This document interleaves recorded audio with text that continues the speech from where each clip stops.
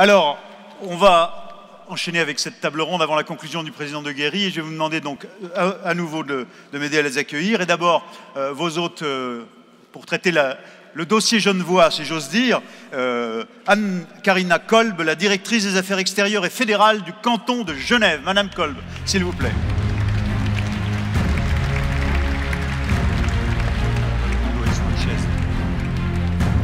Et avec elle, eh bien, nous avons invité, le président de Guéry a invité le président du pôle métropolitain du Genevois français, maire de Thonon, je crois, Jean Denay. Monsieur Denay.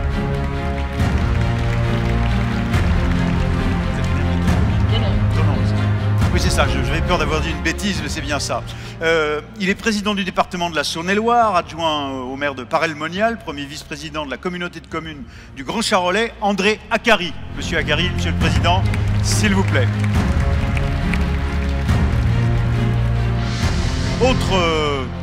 Autre terrain, mais autre territoire qui n'est pas très éloigné, finalement, le Jura, la présidence du conseil départemental, président de la communauté de communes de Champagnole, Clément Pernaut. Monsieur le président.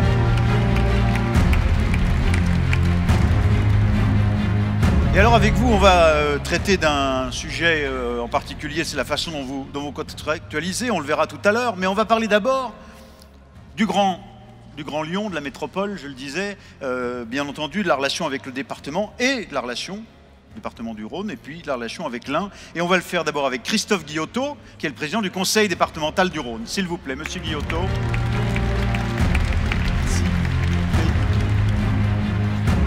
Et on le fera aussi avec David Kimmelfeld, qui est le président de la métropole de Lyon, qui m'en voudra pas d'avoir dit le Grand Lyon à nouveau, même si ça passe dans les mœurs. Alors je disais, on parlait d'ingénierie, et ben on verra ce que c'est l'ingénierie telle qu'elle est vécue en Savoie à travers l'agence Agathe, avec sa présidente, qui est aussi la vice-présidente du département de la Savoie, Marie-Claire Barbier, qui est avec nous. Merci Madame Barbier de nous rejoindre. Et enfin, comme grands témoins tous les deux de cette table ronde, grand témoin et puis président, directrice régionale Auvergne-Rhône-Alpes de la Caisse des dépôts et consignations et partenaire de cet après-midi des États généraux de l'Ain, Madame Barbara Bell. Madame Bell, si vous voulez bien. Et bien sûr, il a présidé la destinée de cet après-midi et il présidera cette table ronde, Jean de Guéry, le président du Conseil général. Du conseil départemental. Vous voyez, j'ai encore les vieilles formules, mais oui, mais j'étais journaliste il y a 40 ans déjà, je suis pardonné. Alors, mesdames et messieurs, on va commencer peut-être d'abord avec un exemple assez précis qui a été réalisé dans la Saône-et-Loire pour essayer de régler un problème. Aujourd'hui, c'est une ingénierie que vous appliquez dans de nombreux départements, mais c'est pas facile à mettre sur pied. Je vais vous donner un micro, si vous voulez bien, monsieur Acari. C'est la désertification médicale. Aujourd'hui, on est dans une situation qui touche aussi des grandes villes parfois, mais moins quand même que les départements. Et vous vous êtes attelé à ce sujet avec une initiative il y a à peu près 6 mois, si je ne m'abuse. Comment les choses sont venues et expliquez-nous un peu ce que vous avez mis sur pied. Bon, tout d'abord, bonjour à toutes et à tous. La situation, elle est partie simplement d'un constat. Toutes les collectivités possédaient en elles des dispositifs pour essayer, et je ne parlerai que de médecine générale, des dispositifs pour essayer d'attirer des médecins généralistes sur leur territoire. La désertification médicale, elle est aussi urbaine que rurale. On a exactement la même chose, quels que soient les territoires, hormis les territoires du sud de la France, qui sont encore dans une situation un peu privilégiée. Hormis ça, tous les autres territoires sont touchés. J'ai simplement fait le constat les premiers mois suite à l'élection à la présidence de ce département que par rapport au dispositif qu'on avait en place sur ce département, les résultats étaient plus que modestes. Et donc j'ai commencé à réfléchir à quelque chose d'attractif, finalement un dispositif qui permettrait finalement de répondre à cette problématique au sein du territoire de Saône-et-Loire. Et c'est pour ça que je suis parti sur la création, après plus d'un mois et demi de diagnostic sur le territoire, c'est-à-dire j'ai vraiment rencontré énormément de gens, des médecins en place, bien sûr, des retraités, des jeunes étudiants. Je me suis déplacé à peu près partout pour vraiment appréhender et comprendre ce qui pouvait finalement attirer les médecins sur ce territoire. C'est ça, parce que l'enjeu, c'est notamment quand on est un jeune médecin ou un interne ou un étudiant en médecine, c'est non seulement de se dire je ne vais pas travailler tout seul dans un endroit où je ne verrai pas d'autres collègues, parce que c'est un grand souci aujourd'hui maintenant quand on a une carrière médicale, c'est de rester à la page, hein, c'est de ne pas me retrouver à devoir traiter des situations que je ne pourrais pas traiter parce que de ne plus avoir de vie, enfin il y a tous ces aspects-là qui rentrent en ligne de compte. Et donc il faut trouver les arguments et les outils et les moyens pour que on séduise. Comment vous avez travaillé? Qu'est-ce que ça donne concrètement, cette maison? Concrètement, il faut bien savoir que si on a ce problème-là, c'est pas simplement dû à une seule raison, c'est dû à une multitude de causes. Et c'est pour ça que vous avez cette problématique, quels que soient les territoires. Et donc c'est pour ça, moi, j'ai essayé de construire un dispositif qui puisse pleinement répondre finalement à différentes attentes. Et quoi, par exemple? Eh bien, en fait, quand je vais présenter mon dispositif, notamment dans des congrès de médecine, à l'extérieur, je le fais moi-même. Ah ouais. Je leur dis tout simplement, venez en Saône-et-Loire faire ce pourquoi vous avez été formés. Nous, on s'occupera de tout le reste. Et c'est ce qu'on fait en Saône-et-Loire, c'est-à-dire on s'occupe absolument de tout le reste, toutes les démarches administratives, toutes les problématiques finalement d'installation, puisque vous rentrez dans un cabinet médical du département, eh bien c'est exactement la même chose que n'importe quel cabinet médical privé, sauf que le médecin ne fait que de la consultation. Et c'est ce modèle-là qui, pour l'instant, semble séduire, puisque j'ai fait voter ce dispositif en septembre 2017, donc j'ai eu le droit de recruter à partir du mois d'octobre 2017, et les premières installations ont été effectuées à partir du mois de janvier. Le Saône-et-Loire, on l'a organisé de telle façon, c'est d'avoir 4 pôles de santé et 45 antennes réparties sur le territoire. La Saône-et-Loire, c'est le 6e plus grand département de France en termes de superficie. Par contre, avec une population médicale, évidemment, qui prend de l'expérience, si je puis dire, et j'avais fait le constat en 2015, si rien n'était fait, on sait que 50% des médecins généralistes étaient en âge de prétendre à la retraite. Prenez ou prenez pas, mais ils étaient en âge de prétendre à la retraite. Alors, au regard du débat qu'on a, qui est celui du rôle des missions du département par rapport aux communes, où est-ce que ça a bloqué? Comment vous avez résolu ça? Comment vous avez concerter ou créer une discussion pour que ça se passe bien avec les communes? Alors déjà, toute la philosophie de ce dispositif, je ne viens pas en concurrence à la médecine libérale, je viens en complément. C'est-à-dire on s'installe uniquement là où il n'y a plus d'installation de médecins libéraux. Et je peux vous dire que les médecins libéraux ici en Saône-et-Loire, en tout cas, attendent avec impatience souvent eh bien, une antenne du département pour soulager finalement la pression dont ils doivent faire face du matin au soir, puisque tous les patients qui n'ont plus de médecin référent appellent ceux qui encore exercent dans ce département. Donc ils ont une pression considérable. Alors évidemment, le département n'a pas dans ses missions la création d'un centre départemental de santé. Ça, c'était jusqu'il y a un mois, puisque un décret est sorti et maintenant les départements ont le droit de créer. Alors je l'avais fait avant, peu importe. Mais en tout cas, maintenant, les départements... Mais tout le monde est entré dans la dynamique? Je veux dire, tous les maires, tous les élus... Alors, avant de le présenter, il y a eu beaucoup de concertation. C'est-à-dire, avant de présenter publiquement ce dispositif, évidemment, j'ai été voir les syndicats de médecins libéraux, j'ai été voir le président de l'ordre de médecins, j'ai eu l'accord avant du directeur régional de l'ARS, etc., etc., etc. Vraiment, j'ai été voir tout le monde. Mais surtout, j'ai mis dans la discussion l'ensemble des médecins du territoire de Saône-et-Loire. Et après, on a présenté ce dispositif, et puis après, eh bien, j'ai tenté de recruter, ce qui pour l'instant semble répondre. Je ne dis pas que c'est l'alpha et l'oméga, c'est simplement complémentaire par rapport au dispositif qui existe, et puis surtout concrètement, on a des médecins qui reviennent en Saône-et-Loire depuis quelques mois. Alors la Saône-et-Loire, vous n'êtes pas dans la région, mais vous êtes à côté, c'est-à-dire que vous êtes le voisin. Comment c'est éventuellement reproductible, et quel lien nouer éventuellement avec l'Ain pour dupliquer une initiative comme celle-là, par exemple? J'en sais rien. Enfin, je ne suis pas en train de dicter au président de Guéry une action, mais je veux dire que là-dessus... Je ne cherche pas à ce que ce dispositif soit dupliqué dans les autres territoires. Si simplement cette expérience peut servir évidemment, parce que tout dépend de la situation. Moi, je ne connais pas suffisamment le territoire de l'Ain, mais tout dépend de la situation. Si effectivement cette expérience peut aider dans le montage, qui n'est pas qu'un simple recrutement, puisque derrière, il y a toute une logistique. C'est une véritable entreprise qu'on a montée dans ce département. Et donc, si cette expérience peut servir, en tout cas, je me prêterai facilement à l'exercice. Combien ça vous a coûté? J'ai mis, pour lancer l'opération, 2 millions d'euros sur la table. Je dis bien pour lancer l'opération, puisque le modèle va s'équilibrer économiquement dès qu'on atteint 30 médecins généralistes. Puisque le département, du département, bien sûr, mais le département bien sûr encaisse les consultations.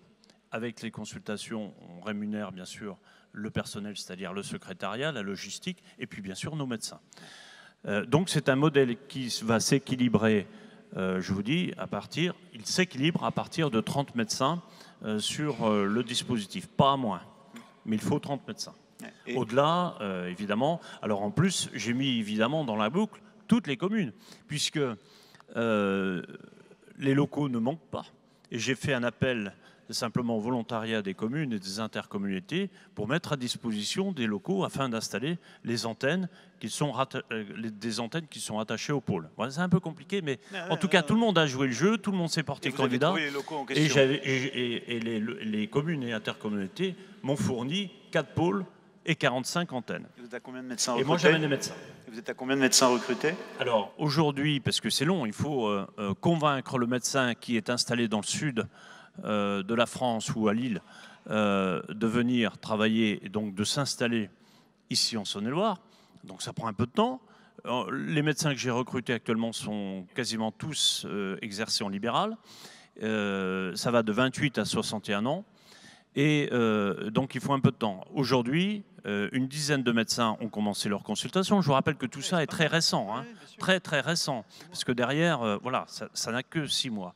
Une vingtaine de médecins ont déjà signé, d'autres candidatures sont très proches de la signature, et on adaptera. Ça ne veut pas dire que je vais m'arrêter à 30, je vais m'arrêter dès qu'on aura résolu, je pense, dans quelques mois, cette problématique de désertification, et je ne parle que de médecins généralistes. Alors, Madame Bell et Monsieur de Guéry, peut-être en réaction, votre sentiment, Madame Bell, vous me disiez, c'est fondamental d'aider, évidemment, c'est votre rôle, ingénierie financière, les collectivités locales et les départements en particulier, mais aujourd'hui, on a une thématique un peu différente, ou plutôt une problématique un peu différente, qui est qu'il faut mettre sur pied des projets qui, à un moment donné, finissent par avoir un modèle économique où ils fonctionnent tout seuls, qui ne vivent pas indéfiniment avec des subventions.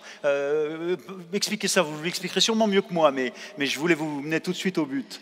Oui, merci beaucoup. Bonjour à toutes et à tous. Juste une petite précision, parce que alors, le président de Guéry l'a dit, mais vous l'avez redit, je suis directrice régionale adjointe. Il y a un directeur régional qui s'appelle Philippe Blanquefort, donc il n'est pas là, effectivement, mais toutefois, je préfère remettre dans l'ordre, excusez-moi, et vous apporter cette précision. Quoi qu'il en soit, effectivement, la question du bien vieillir, c'est un sujet sur lequel la Caisse des dépôts se mobilise très très fortement. On a des modalités d'intervention qui varient en fonction du tissu local et des projets. Ce qu'on essaye de faire, vous l'avez très bien dit, c'est d'essayer de faire muter, entre guillemets, le modèle vers un modèle qui s'équilibre économiquement seul.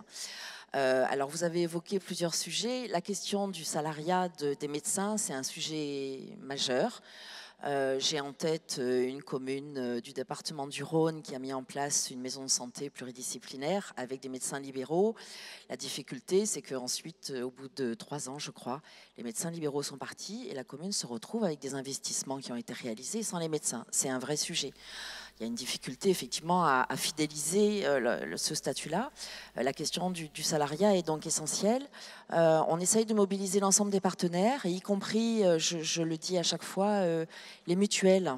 Les mutuelles, en fait, sont aussi, alors ça ne marche pas à tous les coups, hein, mais peuvent aussi être une ressource vraiment très intéressante. Les mutuelles ont la possibilité de salarier des médecins. On a l'exemple dans la Loire, à Roanne en particulier, où en fait la Caisse des dépôts a investi en fonds propres avec la fédération des mutuelles du département pour porter une maison de santé et qui elle-même a salarié des médecins, ophtalmos, dentistes, etc. etc. Donc il y a plusieurs types de formules. Effectivement, le but, c'est de trouver le moyen d'équilibrer économiquement pour que ça ne soit pas un système qui ne fonctionne que par l'intermédiaire des subventions de fonctionnement. Président de Guéry, je sais bien que le département a la charge du social, de la solidarité, c'est le handicap, c'est le RSA évidemment, mais là, et voilà une mission de plus.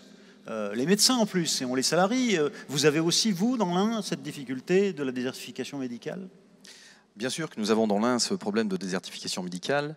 Et d'ailleurs, je souhaite, et je le dis, et je le redirai tout à l'heure dans mon mot de conclusion, que ce soit une des priorités de la fin de l'autre mandat. Donc c'est clair, c'est affiché.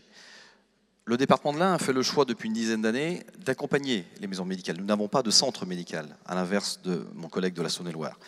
D'accompagner les maisons médicales, bien sûr, en les aidant à se construire, à leur financement. Nous avons fait le choix aussi de favoriser les élèves boursiers, les bourses pour les étudiants en médecine. Également, nous sollicitons les médecins de l'Ain pour qu'ils deviennent maîtres de stage, reçoivent bien sûr des internes et ensuite qu'ils prennent l'envie de s'installer dans l'Ain.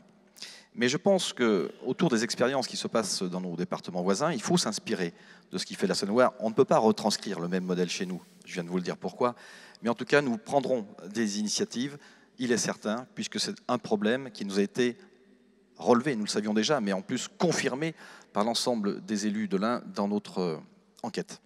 Alors, je vous demandais de passer le micro au président Pernaut, parce qu'on va changer de problématique maintenant, et on va venir un peu à la capacité que vous avez à organiser des relations d'ingénierie, d'aide aux différents échelons, PCI et puis communes. Et alors, vous allez nous expliquer ce que vous avez monté dans le Jura, président Pernaut, avec une agence d'ingénierie.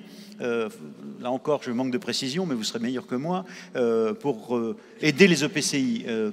D'où ça partait et qu'est-ce que vous avez monté?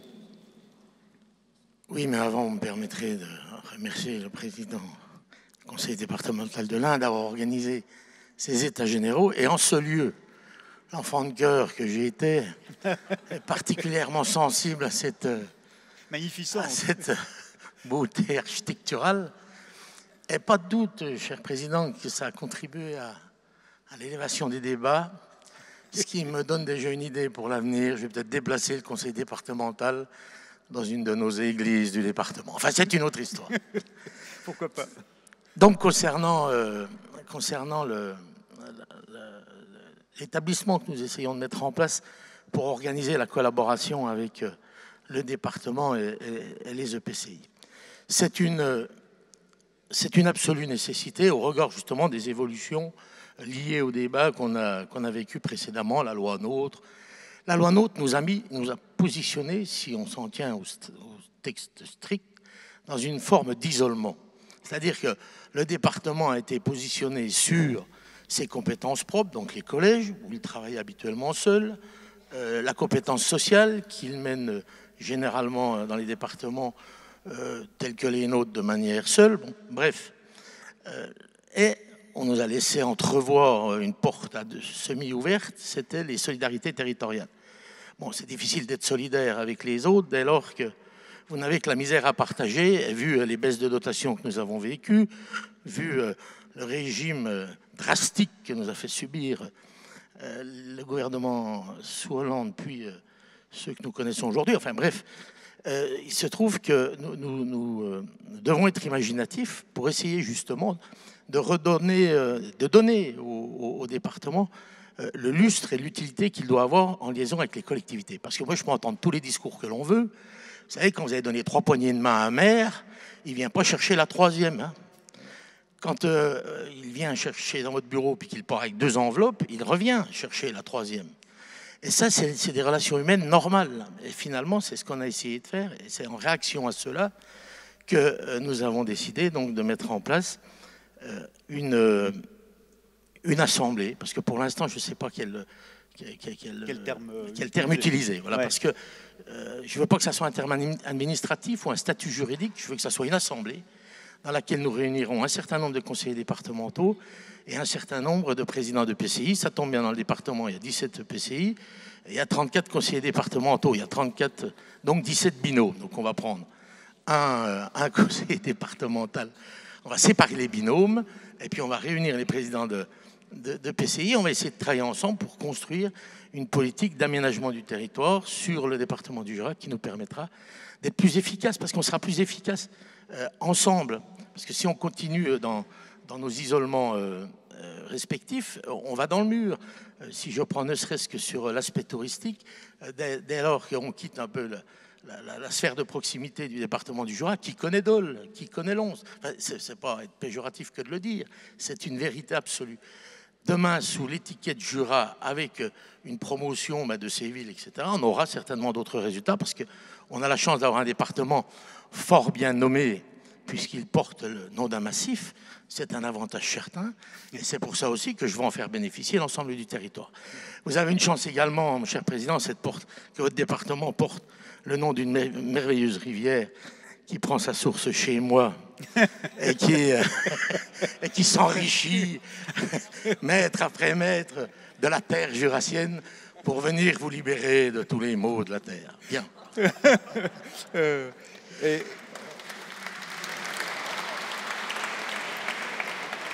Ce qui fait donc que les Audinois sont un peu made in Jura, quoi, hein, c'est ça? Oui, mais j'ai remarqué qu'il y avait eu quelques copies. Et je ne vous en fais pas grief, Président, il est toujours bon d'être copié. Ça veut dire qu'on est sur le bon chemin. Non, je m'explique. Alors, le Made in Jura, c'est un concept qu'on a mis en place dans le département du Jura. C'est pas moi, donc j'en parle facilement, qui avait comme finalité de promouvoir l'économie jurassienne. Alors, à destination des gens de l'extérieur, mais également, et surtout peut-être à destination des habitants du département, pour qu'ils prennent pleinement conscience de la richesse de leur industrie locale. Donc ça avait commencé en 2003, cette affaire, et ça a duré tous les 3 ans, je crois, la fréquence, jusqu'à ce que mon prédécesseur décide d'arrêter parce qu'il avait d'autres visions. Bon, bref. Et nous, on l'a relancé l'affaire. Mais on l'a relancé parce qu'on s'est aperçu que non seulement les chefs d'entreprise réclamaient à nouveau l'organisation de la manifestation, mais que les gens, nos citoyens, s'y étaient appropriés la chose. Oui. Il y en a plus un qui allait se promener quelque part sans se faire photographier avec un drapeau. Je dis, ça relève d'une maladie rare, mais elle était sympathique. Et je vous promets, on n'a pas cherché à les soigner, au contraire. On a décidé de les encourager, et en 2016, donc, nous avons relancé le salon, et le succès à nouveau était là, alors qu'on l'avait mis à un point extrême du département. On aurait pu penser que finalement les gens allaient le voir de loin, bien non. Ils sont venus en masse, puisqu'il y a eu plus de 70 000 personnes, et à nouveau, cette maladie aiguë de se faire photographier avec ses drapeaux Made in Jura. À polluer, si je puis dire, mais positivement, tous les réseaux sociaux. Donc, on s'en plaint pas. Et lors de l'étape, parce que j'ai fait l'étape avec mon ami Prud'homme Dole-les-Rousses, et le lendemain, j'étais sur tes terres, mon cher Président, à Nantua. J'ai fait un bout de l'étape, d'ailleurs. J'ai fait l'étape. Que vois-je? La même couleur, le même drapeau. Je me disais, mais le Jura, franchement, on a dépassé toutes les frontières. Oui. Mais non, c'était marqué... Ici, c'est l'un. Ici, c'est l'un, voilà. Donc, bravo à vous, mon cher, parce que ça a été très, très apprécié, très remarqué. Alors, Damien Abad nous a insisté sur un point clé, c'est qu'aujourd'hui, une des urgences, c'est le numérique. C'est la fibre. Bon. Et là, un mot peut-être sur votre plan numérique, et puis je tourne vers Mme Barbier. Bien là, à nouveau, oui, il est parti, le préfet de région. Bon... Non, parce que Talleyrand m'a amusé, il a dit « L'État vous aide à mettre en place le plan numérique ». C'est quand même fort de café. Moi, je trouve quand même que c'est nous qui l'aidons dans les zones rurales à mettre en place le plan numérique. Parce que...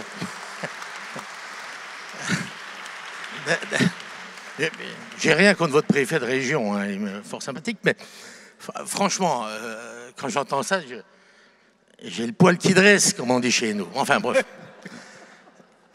Et pas forcément dans le bon sens. Alors c'est là où ça monte. Alors donc le plan numérique, eh bien à nouveau, on s'est trouvé dans la situation du miséreux, à qui on confie une mission qui est largement plus importante que celle qu'il peut mener à bien. Alors à un moment donné, ben voilà, faut faire preuve d'initiative. Et donc j'ai pris mon petit bâton parce que On m'a dit, il y a 68 millions d'investissements en 2015, on arrive dans une situation déjà d'endettement très lourde, donc il a fallu prendre des mesures drastiques. Bon, bref, on a nos 60 millions à investir, on me dit, il faut que tu en mettes 34. Mais je dis, c'est sympathique, oui. Si le préfet de région était là, monsieur le préfet, je lui dirais à nouveau, il faut que j'en mette 34, vous en mettez combien? 22. Ah ben je dis, tiens, il y a un écart, quoi. Bon, enfin bref. Puis la région 12, donc de manière anecdotique. Sachant que c'est la région qui a la compétence économique, à croire que le numérique ne sert pas l'économie. Mais enfin, ça, bref, c'est pas moi qui fais les plans. Mais bon. Donc, on prend ce dossier en main, 68. Impossible. Impossible, 34 millions, impossible. Surtout dans les délais impartis pour les dépenser. Quoi. Donc, vous voyez, c'était... Puis on n'a pas l'habitude dans le Jura d'avoir des grosses dépenses comme ça. Bon. Donc, derrière, je suis allé frapper aux portes des EPCI. Et ça a été aussi la préfiguration de ce qu'on est en train de mettre en place. Et les EPCI, au début, elles se disent, mais il est fou. Parce qu'avant, le département, il nous distribuait de l'argent, puis lui, il vient nous en prendre. Il est bizarre, ce garçon. Alors, ma cote de popularité n'a pas grimpé subitement, hein, je vous rassure. Il y a eu une période d'affaissement, on peut dire, puis après, j'ose que le rebond est en marche. Enfin bon, ça, c'est une autre histoire. Bien, mais, résultat des courses, parce que tout le monde a pris conscience de l'abandon dans lequel nous nous situons, ayant pris conscience de cette situation quand même délicate, eh bien, tout le monde a décidé de venir participer à notre organisation. Donc, ça a été simple. Je leur ai dit, tout le territoire sera concerné, parce que contrairement au plan initial qui avait éliminé bon nombre du territoire, au contraire, nous, plutôt que de centraliser sur les pôles urbains importants, comme font certains, eh bien, nous avons décidé de nous concentrer sur la carte et d'apporter une solution à chacun, dans un rôle de service public assumé. Voilà, départementalisé, mais assumé. Donc, on a mis ça en place. Les EPCI ont joué le jeu, on a utilisé 2 technologies. Enfin bref, le montage s'est fait de manière très partenariale. Je crois que c'était la clé du succès, très partenariale. Et résultat, il y a une adhésion collective qui, comme je vous le disais, préfigure certainement de ce que sera notre future assemblée demain pour s'occuper de dossiers qui ne seront pas spécifiquement liés aux compétences du conseil départemental. Donc, comme le souhaitaient tout à l'heure les enfants, les jeunes qui étaient là, on pourra à la fois conserver sa neige au fin fond du département du Jura, en ayant en plus accès à son portable ou au Wi-Fi sur son ordinateur, grâce à votre plan, et ça dans peu de temps. Oui, et en espérant bien sûr que justement les photos de Noël n'arrivent pas sur l'ordinateur de la grand-mère au mois de juin, vous voyez. Voilà, c'est le but de la manœuvre.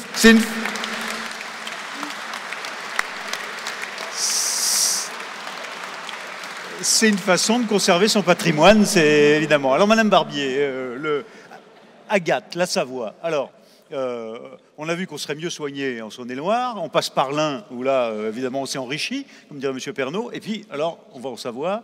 Et là, en l'occurrence, vous avez créé cette agence, Agathe, dont vous êtes la présidente. Vous êtes vice-présidente du département. Qu'est-ce que c'est? D'où ça part, l'idée? Et à quoi ça sert? Alors, permettez-moi d'abord une petite anecdote. Il y a 2 ans à peu près, j'ai un de mes collègues maires d'une petite commune des bords du Rhône de 400 habitants qui un jour m'a dit qu'il voulait revivifier sa guinguette locale et m'avait demandé quelques pistes pour trouver des partenaires, des conseillers pour élaborer son projet. Donc je lui ai trouvé quelques-uns de nos partenaires habituels en Savoie. Il m'a invité, on s'est retrouvés autour de la table et il y avait une grande table avec beaucoup de monde. Plein d'agences qui ont proposé leurs services. On avait les services du département, évidemment, l'agence touristique départementale, l'association savoyarde d'aménagement, le SHR était présent, syndicat du Haut-Rhône, le CAUE, et j'en oublie certainement. Pour une guinguette à revitaliser. Pour une guinguette à revitaliser, où chacun, finalement, a apporté quelque chose d'intéressant dans les échanges. Sauf qu'à la fin, tout le monde est parti en serrant la main du maire et en lui disant « je vous enverrai mon compte-rendu ». Et là, je me suis dit qu'on passait quand même à côté de quelque chose. Ouais. Et en parallèle, de manière simultanée, nos agglomérations, elles, ça faisait déjà quelque temps qu'elles émettaient des signes, des vrais besoins d'accompagnement sur des volets beaucoup plus stratégiques que moi j'appelle les volets suprascotes. pour les aider à s'organiser, croiser les projets à l'échelle du... Où trouver les bonnes informations techniques, quel plan lancer, quel business plan le cas échéant. Ni plus ni moins, finalement, que ce qu'une agence d'urbanisme pourrait mettre en œuvre. Donc, le président Guémard a imaginé effectivement de réunir l'ensemble des présidents de PCI et de structures porteurs de SCOT. Et nous nous sommes rencontrés tous ensemble pour voir comment est-ce qu'on pouvait mettre en œuvre une réponse à ces différents besoins, à ces demandes assez hétéroclites finalement, mais qui étaient appelées à évoluer encore au fur et à mesure que notre schéma institutionnel évolue. Et ça, c'est quelque chose de très important qu'on a bien en tête, c'est le fait que les demandes qu'on peut avoir aujourd'hui ne seront pas celles de demain. Donc les collaborateurs de l'agence savent pertinemment qu'il faut s'adapter systématiquement aux demandes au fur et à mesure qu'elles vont nous parvenir. Et alors aujourd'hui, la dynamique est créée de quelle façon? Alors aujourd'hui, nous avons créé donc une agence à partir sous le format associatif, hein, tout simplement. Donc c'est un outil, ce n'est pas un organe décisionnel, c'est important aussi de le dire, même si cette conférence des territoires, elle, va être appelée à se réunir à nouveau régulièrement sous la présidence d'Hervé Guémard pour continuer à travailler ensemble sur ces grands objectifs à l'échelle savoyarde. Et donc cette agence en sera l'outil. Mais cette agence, elle est surtout un outil au service des territoires et je dirais qu'elle avance en fait sur deux jambes. Elle a une jambe qui est plus au service des petits territoires, des petites intercommunalités, des communes qui ont besoin au quotidien, donc je dirais un service mutualisé en matière juridique, en matière informatique, en matière financière. Vous n'avez pas fixé de limite de périmètre ou de statut, c'est-à-dire qu'une interco comme une toute petite commune peut venir la voir. Tout à fait. Et on sait que les intercos, les grosses intercos, les petites communes n'ont pas les mêmes demandes aujourd'hui. Donc, on a organisé, on s'est structuré sous différents pôles. Donc, on a un pôle gestion locale qui, lui, répond à ces demandes, je dirais, du quotidien. On a un pôle lien à la population qui apporte plutôt des services en matière de concertation et de dialogue territorial, puisque c'est quelque chose aussi d'important d'accompagner certains élus à travers leur relation à l'habitant. On a un pôle tourisme, parce qu'en Savoie, le tourisme est tout simplement une vraie transversalité. On l'a entendu ce matin, tout à l'heure, avec votre président. Et on a deux pôles un petit peu différents. Un qui est plutôt sur la question de l'aménagement, de l'urbanisme, mais au sens de l'aménagement, et l'autre plutôt sur les questions stratégiques, dans lesquelles on va retrouver une clientèle plus du côté de nos agglomérations. Alors, il y a un point très important dans ce que vous m'avez dit, c'est que l'enseignement, et ça on peut le partager avec tous les départements, l'enseignement qui a attiré de cette démarche, mais c'est qu'il ne faut pas hésiter à tout remettre sur la table, à renverser la table en quelque sorte, et à surtout oublier ce qui était fait avant. Enfin, je caricature un peu, mais qu'est-ce que vous voulez dire? On a très clairement remis à plat tout ce qui existait. Le département de la Savoie a toujours un certain nombre de satellites départementaux qui sont des services d'ingénierie, sauf qu'on finissait par se rendre compte d'un chevauchement dans les compétences, dans les services apportés, un manque de lisibilité. Donc on a tout remis à plat. Et on a tout recréé avec des compétences qui existaient, mais qu'on a réorganisées à travers ces différents pôles. Par contre, ce qui est important aussi à avoir en tête, et je pense que ça contribue à la réussite de ce qu'on a mis en œuvre, c'est qu'on travaille quand même en format projet.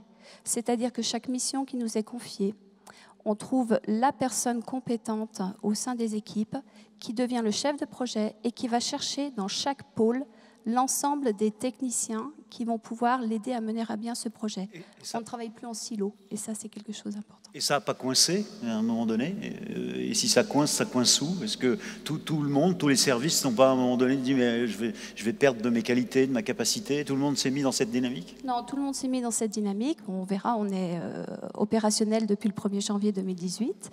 Donc pour le moment, ça se passe bien. Tout le monde s'est mis dans cette dynamique. On a également installé tout ce petit monde sur un plateau commun dans un bâtiment dans lequel sont également installés le PFL, le CAUE, la DIL, Métropole Savoie qui est l'un de nos principaux porteurs de SCOT sur le département de la Savoie, et également 2 structures, enfin, l'Union des offices de tourisme et la structure porteur du ski nordique. Donc vous voyez, on a aussi fait en sorte que chacun de ces outils finalement d'ingénierie, de près ou de loin, en lien avec nous, soit autour de nous. Ouais. Formidable. Est-ce que sur cet exemple, Président Deguerry, vous voulez redire un mot ou ça vous inspire quoi? Oui, c'est très intéressant ce qui a été dit par mes collègues juste avant. Moi, je pense une chose, c'est qu'aujourd'hui, on ne peut pas le nier, il faut faire de la politique autrement. C'est le message fort que nous envoient nos élus, et bien sûr les administrés. Mais en ce qui concerne l'enquête, j'ai retenu 2 choses principales qui, ça tombe bien, qui sont expérimentées aussi par les départements voisins. La première des choses, qu'est-ce que nous demandent nos élus? Surtout les élus des petites communes, c'est d'avoir un guichet unique. Parce qu'ils sont perdus lorsqu'ils ont besoin d'aide, de renseignements, d'informations. Et je pense que là-dessus, il faut absolument, nous avons la chance d'avoir une agence d'ingénierie dans l'Ain, il faut la rebooster, la muscler et permettre à ces élus de pouvoir se renseigner plus rapidement. Et ça, je veux le faire avant, encore une fois, la fin de ce mandat. La deuxième chose, c'est comment on aide les projets. Eh bien, je pense qu'il faut s'inspirer aussi de ce qui se fait chez nos amis savoyards. Les conférences territoriales telles que nous les organisons dans l'Ain depuis de nombreuses années, à mon avis, il faut un peu les dépoussiérer. Il faut aussi les rebooster. Et là, je pense qu'il ne faut plus réfléchir en termes de canton. On l'a vu, moi je suis président aussi d'une agglomération. À l'intérieur de cette agglomération, je dois avoir 5 cantons, soit en totalité ou en partie. Aujourd'hui, je pense qu'il faut raisonner en termes de bassin de vie, qu'il faut prioriser les projets d'envergure, qu'il faut se concerter entre tous les partenaires, que ce soit les EPCI, que ce soit les communes, le département, la région, et voire l'État, bien entendu, et qu'il faut ensuite hiérarchiser ces projets pour les mener à terme. En un seul terme, je pense qu'il faut contractualiser les choses. C'est ça qui est important. C'est comme ça que nous devons voir les choses demain pour réaliser des projets d'envergure, raisonner en bassin de vie, plutôt qu'en termes de clochers et de cantons qui sont aujourd'hui dépassés. On le voit bien. Madame Bell, est-ce que parce qu'au fond, dans l'ingénierie financière et les sollicitations auprès de la Caisse des dépôts, il y a aussi, c'est mieux d'arriver avec un bon dossier. Et le bon dossier, on va chercher le conseil dans le guichet unique, souvent. Alors, votre réaction à vous, comment vous voyez cette réflexion stratégique? Alors effectivement, la question de l'ingénierie, c'est une question qui revient à tous les niveaux. C'est pas que des questions d'ingénierie financière, c'est des questions de stratégie, d'élaboration de stratégie, etc. La Caisse des dépôts et ses équipes, en quelque sorte, font elles-mêmes du conseil, en fait, puisque évidemment, on est mobilisé pour financer des projets, mais on n'est jamais aussi confiant que lorsqu'on est très en amont et qu'en fait, on co-construit ces projets et qu'on réfléchit avec ces projets. Alors, évidemment, les équipes de la Caisse des dépôts ne sont pas surhumaines, elles n'ont pas tous les savoirs. Mais j'allais vous demander justement, à cet égard, comment vous avez réagi par rapport à l'élargissement des régions? C'est-à-dire que là, une grande région, comment vous arrivez à suivre la vie des départements? Comment vous êtes organisé d'ailleurs? Alors, il faut que je précise effectivement, donc la Caisse des dépôts au niveau local est organisée sur la base d'un réseau qui est un réseau régional. Ce qui nous a conduit d'ailleurs à l'issue des décisions qui ont été prises en 2015 et mises en œuvre en 2016 à organiser pour nous aussi la fusion de directions régionales et dans le cas de Auvergne-Rhône-Alpes à organiser la fusion de 2 équipes, celle de l'Auvergne et celle de Rhône-Alpes. Je suis sur le territoire régional depuis 18 mois et j'étais auparavant dans une autre région qui s'appelle aujourd'hui la Nouvelle-Aquitaine. Donc je dirais que j'ai acquis une certaine expérience de la taille et de la fusion, puisque je vous rappelle que sur la Nouvelle-Aquitaine, ce sont 3 régions qui ont fusionné. 2 Autriches différentes. Alors, et aussi 12 départements, donc une grande diversité. Ce que la Caisse des dépôts veut faire, et d'ailleurs ce qu'elle a exprimé très fortement, très récemment, avec le lancement de la marque Banque des Territoires, c'est qu'elle veut, dans cette circonstance, affirmer renforcer sa proximité avec les territoires. Alors, il faut être précis, parce que tout le monde ne sait pas ce que c'est. La Banque des territoires, Éric Lombard, votre directeur général, l'a lancée il y a 3 semaines, un mois. Hein. Qu'est-ce que c'est que cette Banque des territoires? D'un mot, et puis je vais passer la parole. Alors, excusez-moi, parce que en un mot, ça va. Ce que je voudrais, je vais vous répondre, mais ce que je voudrais préciser, et ça rejoint ce que vous évoquiez, chacun d'entre vous d'ailleurs, c'est qu'on a pris le parti d'abord de ne pas piloter notre travail d'accompagnement auprès de vous depuis Lyon. On a 3 délégations. Une délégation à Grenoble, une délégation à Lyon et une délégation à Clermont-Ferrand. On respecte scrupuleusement la frontière régionale administrative. En revanche, à l'intérieur de cette frontière régionale administrative, nous, Caisse des dépôts, Banque des territoires, nous nous sommes donné la liberté, puisque certains d'entre vous ont parlé de liberté, nous nous sommes donné la liberté de travailler à des périmètres opérationnels qui ne respectent pas nécessairement les frontières ensuite départementales. Je m'explique. Sur la délégation de Grenoble,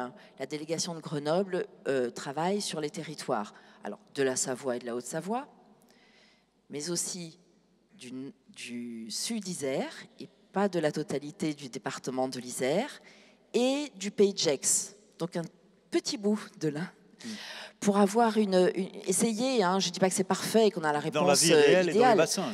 Mais en tout cas d'avoir une approche de bassin et de projet, et en particulier une cohérence vis-à-vis, et je pense que c'est quelque chose que vous allez aborder,